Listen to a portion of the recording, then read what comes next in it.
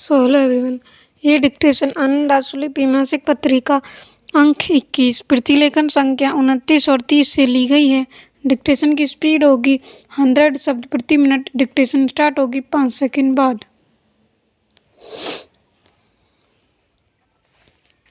Start.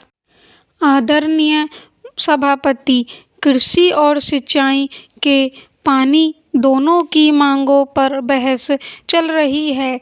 ये दोनों बातें इतना अधिक महत्व रखती हैं कि इनका संबंध देश की अर्थव्यवस्था से है, देश की समृद्धि से है।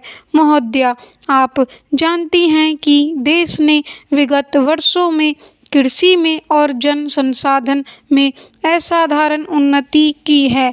सही बात तो सही कहना ही चाहिए।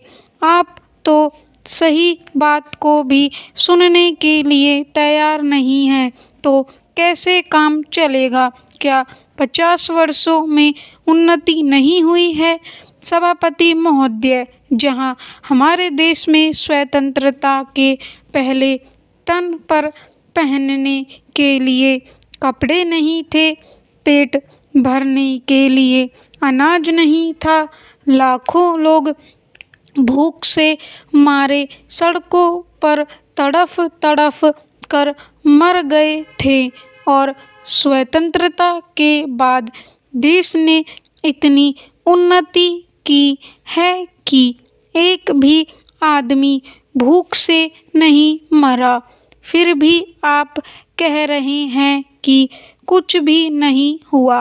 आप अच्छी तरह से जानते हैं कि प्रथम प्रधानमंत्री पंडित जवाहरलाल नेहरू जी ने ज्यों ही प्रधानमंत्री का पद संभाला, सबसे पहले उन्होंने इस बात को अनुभव किया कि देश को जब तक हम अनाज के मामले में अपने पैरों पर खड़ा नहीं कर लेंगे, तब तक हम दूसरे देशों के सामने अपना सिर ऊंचा करके नहीं चल सकेंगे।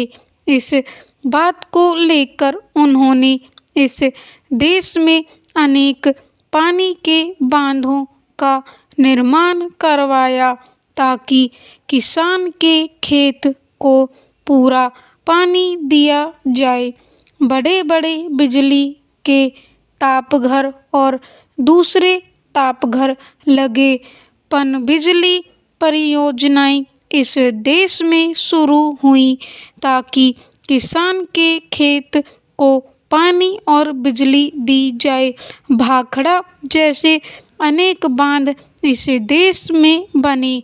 यदि ऐसे अनेक बांध इस देश में नहीं बनते, बड़े बड़े बिजली के तापघर नहीं लगते, खाद के कारखाने, ट्रैक्टर के कारखाने नहीं लगते, बड़ी बड़ी पनबिजली परियोजनाएं नहीं बनती, तो क्या यह देश इतना आगे बढ़ सकता था?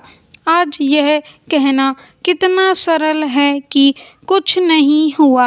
आप जानते हैं, जब देश स्वतंत्र हुआ उस समय देश की 34 करोड़ की जनसंख्या थी। 34 करोड़ की जनसंख्या के लिए हमारे पास पेट भरने के लिए अनाज नहीं था, और हमारे देश के बहादुर नेताओं को अमेरिका जैसे देश के सामने जाकर अनाज मांगना पड़े कि देश के लोगों का पेट भरना है। उनकी गर्दन कट तो सकती थी, लेकिन सिर झुक नहीं सकता था। देश के लोगों का पेट भरने के लिए उनके सामने सिर झुकाकर अनाज मांगना पड़ता था। आज करोड़ों की जनसंख्या वाले देश के सामने आज अनाज की कोई समस्या नहीं है। कितना भारी उत्पादन देश में हुआ है। जब देश स्वतंत्र हुआ था उस समय देश में 5 करोड़ टन अनाज पैदा होता था। आज 48 करोड़ टन अनाज देश में पैदा होता है। यह कोई जादू से, मंत्र से नहीं हुआ है, यह काम करने से हुआ है और कांग्रेस पार्टी की नीतियों की वजह से हुआ है। आदरणीय सभापति, ये कहते हैं, कांग्रेस के समय में भी भूख से मरे हैं। एक भी आदमी भूख से मरने का प्रश्न ही पैदा नहीं होता। सिद्ध कर दें। मैं जब कृषि मंत्री था उस समय इस बात को चुनौती दी थी और आज भी चुनौती देता हूँ कि देश स्वतंत्र होने के बाद एक आदमी भी भूख से नहीं मरा है। इनकी अगर भैंस भी दूध नहीं देगी तो कह देंगे कि कांग्रेस की वजह से है। इनको रात को नींद नहीं आए तो कह देंगे कि कांग्रेस की मेहरबानी से नींद नहीं आती। ये इस बात को कब तक कहते रहेंगे? कम से कम सही बात को तो सही कहना चाहिए। बीच में 3 वर्ष आपको भी मौका मिला था। मैं इतनी बात कहना चाहता हूँ कि आज देश कितना आगे बढ़ गया है। कृषि में हमने कितनी उन्नति की है, कितनी तरक्की की है, ऐसी मिसाल कहीं नहीं मिलेगी। इतने थोड़े समय में हिंदुस्तान इतना आगे बढ़ गया और करोड़ों की जनसंख्या को अनाज के मामले में आज कोई समस्या नहीं है। आज इससे आगे और कुछ भी करने की आवश्यकता है।